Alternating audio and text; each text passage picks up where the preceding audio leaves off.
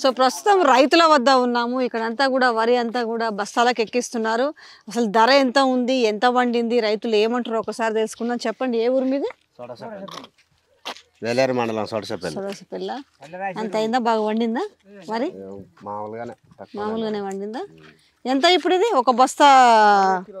41. తాళేమన్నా తీస్తురా? ఎట్లా ఇస్తా? అట్లా మీరే శుభ్రంగా చేసి ఇస్తారా? మొత్తం తాలు శుభ్రం చేసి ఇస్తాం.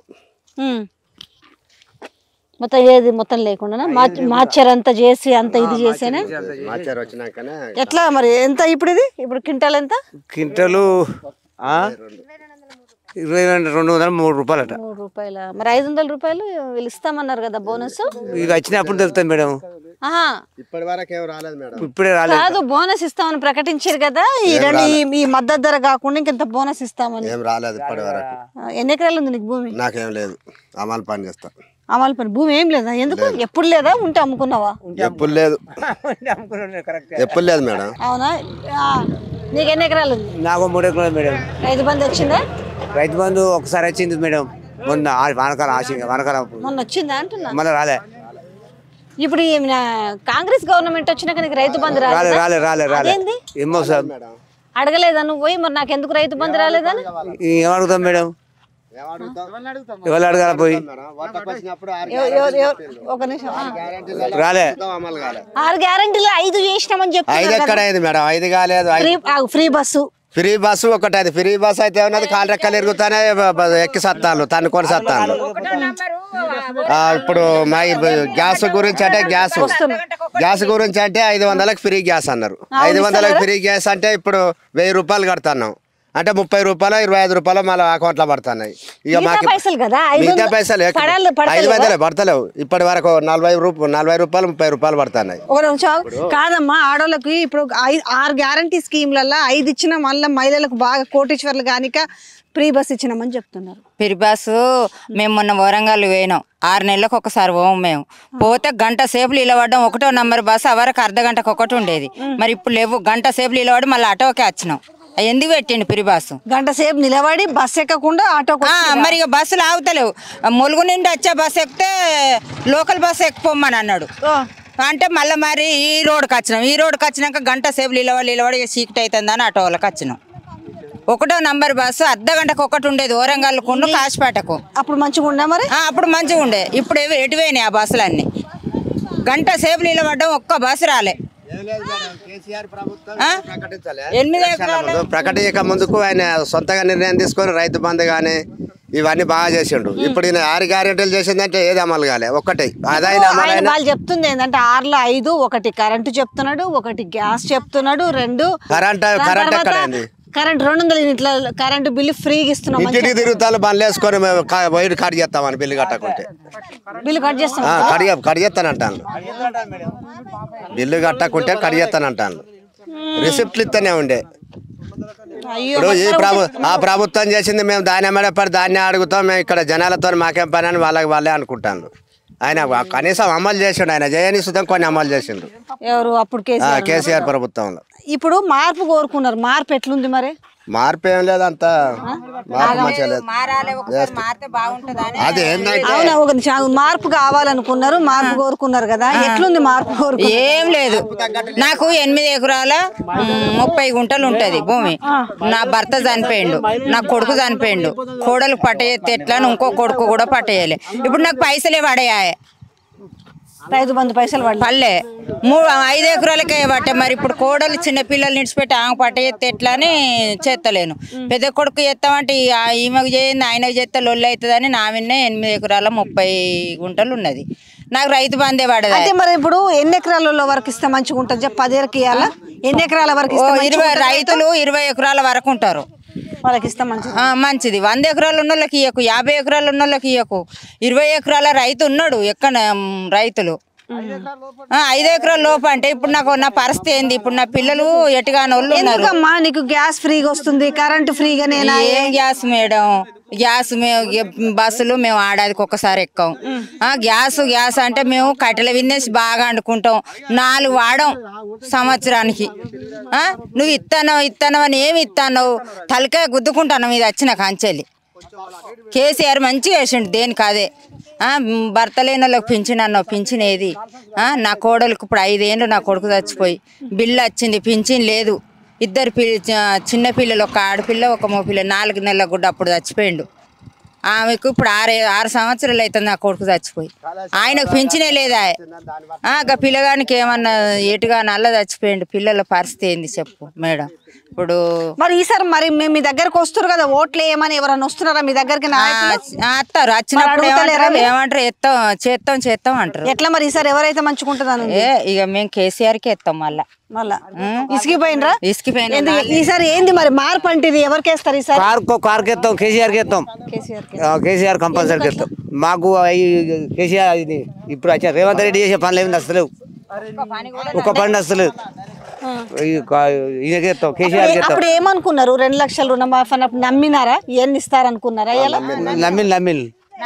నమ్మం అది మేడం ఇప్పుడు మీరు వచ్చిండ్రు ఒక అసిడ్ కొనితే నమ్ముతాం అసిడ్ మసి లాపితే నమ్ముతాం ఒక గంట కథ వచ్చింది ఇంత మోసం చేస్తారని అనుకున్నారా మరి అనుకోలేదు ఈ ప్రభుత్వం 10 సంవత్సరాలు సరే మార్పిడి కోరుకుంటే సరే ఏమన్నా అభివృద్ధికి ఇట్లా అవుతుంది కావచ్చు నిరుపేదలకు అనేది అనుకున్నాం కానీ నిరుపేదల గురించి నువ్వు 6 గ్యారంటీలు పెట్టినావు దాంట్లో ఒక్కటి ఏది అది అమలు అయిందని అంటున్నావు ఏది అమలు కాలే 12,000 ఎత్తానన్న 5 ఎకరాల లోపెత్తాను సరే అది బాగానే ఉన్నది 5 ఎకరాల లోపెత్తాను అంటే సరే చెట్లు గుట్టల కుండలకు వేయకుండా 5 ఎకరాలు లోపెత్తాను ఇప్పుడు కౌలు రైతులకు పైసలు ఇస్తాను ఇప్పటి వరకు ఎవరికి ఇవ్వలే ఒక్క రూపాయి ఎవరికి రాలే ఒక్క రూపాయి ఏందమ్మా ఆడోళ్ళకి 2,500 రూపాయలు కూడా ఇస్తామన్నారు వచ్చినాయా మేడం మరి మళ్ళీ పెళ్లి చేస్తే తులం బంగారం ఇస్తాం 1 లక్ష రూపాయలు కాక తులం బంగారం ఏమి ఏది రాలే ఇంకా ఉన్న కళ్యాణ లక్ష్మి మా ఊళ్ళో దూర 10,000 ఇచ్చేది అవి ఉన్న 10,000 కూడా ఎవరైనా చత్త 10,000 ఇచ్చేది మళ్ళీ చెప్పా సామెత చెప్పు ఓటు దిగినాకనే బోడెల్లక్క ఓటు ఎక్కినాక బోడెల్లక్క ఇప్పుడు మేము బోడెల్లక్కలమైనాం ఇంకా ఉన్నారా చూద్దాం వీళ్ళేం చెప్తారు మంచిగా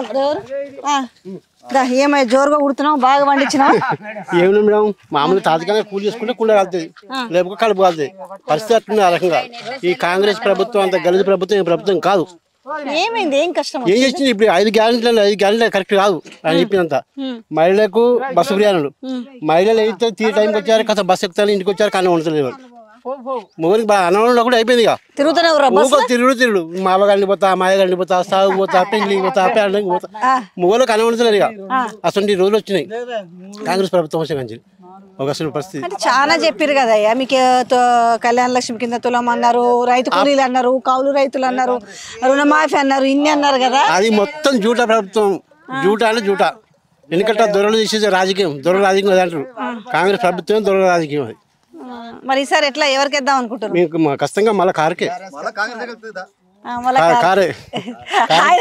అది కాదు నీ ఒపీనియన్ నీదైతే ఆయన ఒపీనియన్ అని చెప్తున్నాడు కదా మేడం ప్రజాస్వామ్యం ప్రజలకు ఎవరైనా ఇచ్చుకునే అర్హత ఉన్నది ఆయనకి అది నాకు ఇది కష్టపడుతున్నారు ఏం లేదా లాభమే లేదా ఏమలేదు మేడం ప్రతి ఒక్కరు కూడా వస్తువు కూడా ఆయన 500 రూపాయలు పింఛన్ ఏది మనకి ఇది అన్నాడు మద్దతు ధర అది 500 ఏమి లేదు అసలు ఇది ఇచ్చేదే ఇవ్వాలి కరెక్ట్ ఇవి కరెక్ట్ ఇంతకు ముందు ఒక 3-4 days లేకపోతే 5 days కన్నా వచ్చేది పైసలు ఇప్పుడు మామూలుగా తాత్కాలికంగా వారం 10 రోజులు వచ్చేట్లేదు డబ్బులు పైసలు రావు ప్రభుత్వం అసలు ప్రభుత్వం ఏం చెప్పు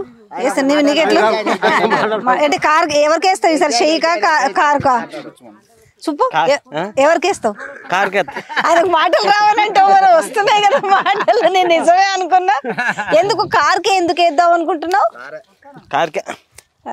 ఇసుకుపోయారు అప్పుడే పానం పోయినా కార్కేనా హైదరాబాద్ పోతే ఇక్కడ ఎక్కితే అక్కడ రకాలు నిలబడిపోవుడు అప్పుడు మరి టికెట్ పెట్టినప్పుడు సీట్లు దొరికినాయి ఇప్పుడు ఏం దొరుకుతాయి ఆ బస్సులు ఎటువైనాయి ఎందుకు దొరుకుతావు చెప్పు మరి ఎటువైనాయి మొగోళ్ళు అయితే ఈనంగా చూస్తారు ఆడోళ్ళను టికెట్ లేదా అని అద్దు మాకు టికెట్ కావాలి మేము ఎన్నడో ఒక్కనాడు పోతాం ఫ్రీ బస్ వద్దా అద్దు ఏమిటికి మొగోళ్ళు ఘోరంగా మాట్లాడతాను బస్ ఎక్కితే ఏమంటారు మస్తు ఆడోళ్ళు ఇట్లా పోతారు కూరగాయలు పోతారు ఇటు పోతారు అటు పోతారు నాకైతే మొన్న సీరియస్ అయినా ఇగో ఇంత కాలు నొప్పి అయినా కూడా దావకానికి ఒక 2 సార్లు పోయినా 2 సార్లు పోతే పోంగెక్కి పోడు అంగన మళ్ళీ ఆటో కచ్చుడు ఎందుకు అస్సలు వద్దు ఫ్రీ బస్ వద్దా ఇగో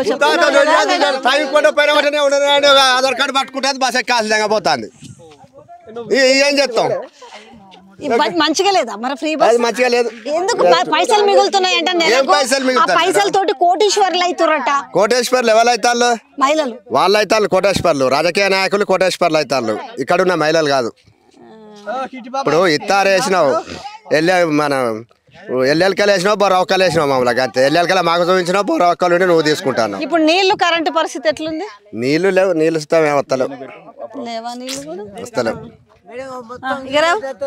నువ్వు యువకుడి ఏం చెప్పు, ఎట్లా ఉంది పరిస్థితి? మార్పు కావాలనుకున్నారు కదా, ఎట్లుంది అంటున్నా. 6 months అంటే కనీసం 5 years చేయకపోతే మనం అడగాలి. అంతేగాని 6 months ఆల్రెడీ రిలీజ్ చేసిన బస్సు ఇవన్నీ. అదే బస్ తోటి ఇబ్బంది. పార్టీలు మారినాక కాంగ్రెస్ కు వ్యతిరేకం చేసి కొంచెం ఏంది మర్చిపోతున్నా. కడియం కాలిపోనికి ఇట్లాంటి బొంద పెట్టాలా అవన్నీ. ఇలా కడియం కావ్య ఎక్కడ జెండా పట్టి తిరిగింది, ఏం మరమ్మతు చేసింది, ఏడదంద చేసింది, ఏడే ధర్నాలు చేసింది. విద్యార్థులు ఒకరొక్కరు పెట్రోల్ పోసుకొని సచ్చిళ్ళు. ఎవరి దారి వచ్చింది తెలంగాణ? కడియం సిరియార్ బిడ్డ దారి వచ్చిందా? బీఆర్ఎస్లో గెలిచి కష్టపడి ఇబ్బంది పడి నేను గెలిపిస్తే తీసుకుపోయి అలా పడుతుంది. ఇప్పుడు నీ బిడ్డ ఏడా రాజకీయం చేసింది? ఎంపీ గెలుస్తుందా? ఎంపీ గెలుతుందా? ఏమో చూస్తాం గెలవని. మేమెందుకు ఎత్తాం ఆమెకు? సో ఇది పరిస్థితి. కడియం సిఆర్ బిడ్డకేస్తారా? కట్టపాడేస్తారా ముట్టి ఉన్నదాన్ని? ఈమెకెత్తా ముట్టి ఉంది అన్నదా? ఇంకా మాకు సిగ్గు లేదా? ఆయన ఎందుకు పోయిందంట వాళ్ళకి? ఏమైనా కోట్లు కావాలా? కోట్లు కావాలా మేడం? ఎక్కడైతే అది కోట్లు కావాలా? ఓడితే ఎందుకు వెళ్తుంది? లాభం జరిగేటువంటి విషయాలు ఏ ప్రభుత్వం చేసినా మంచి పని. ఎందుకంటే మాట్లాడే అది సామాన్య నష్టపెట్టిన రాజకీయ నాయకులు. ఇప్పుడు ఆధార్ కార్డు సర్వే పెడతాను, కుటుంబ సర్వే చేస్తాను. నీకు బండ్లేళ్ళు ఉన్నాయి, కోళ్ళేళ్ళు ఉన్నాయి, ఎంతమంది పిల్లలున్నారు, నీకు ఏ స్కూటర్ ఉన్నది, ఏ కారు ఉన్నది. ఇప్పుడు ఇక్కడ నిరుపేద లెవెల్ ఎవరైనా నీకు ఆధార్ కార్డులను సర్వే పెట్టుకున్నప్పుడు నీ దగ్గర ఉంటుంది కదా రాజకీయ నాయకుల దగ్గర. దాన్ని అడుగునది ఒక తాళ్ళు ఉన్నోడ మేలు అవుతాడు. వాళ్ళకి తెలియదా?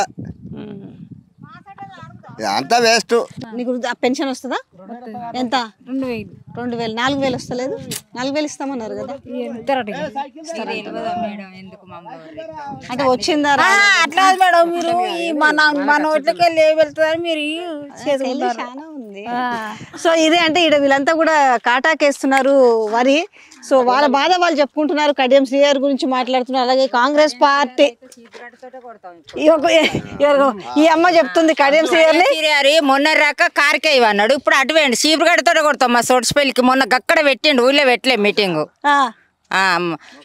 ముఖం ఉండడు అయితే ఊళ్ళో పెట్టాలి మీటింగ్. ఇప్పుడు వాళ్ళు ఎటు మారుతా మేము అటు మారన్నా మేడం? అది కష్టమే కదా, మీకంటూ మనసు ఉంటుంది. మాకుండదా?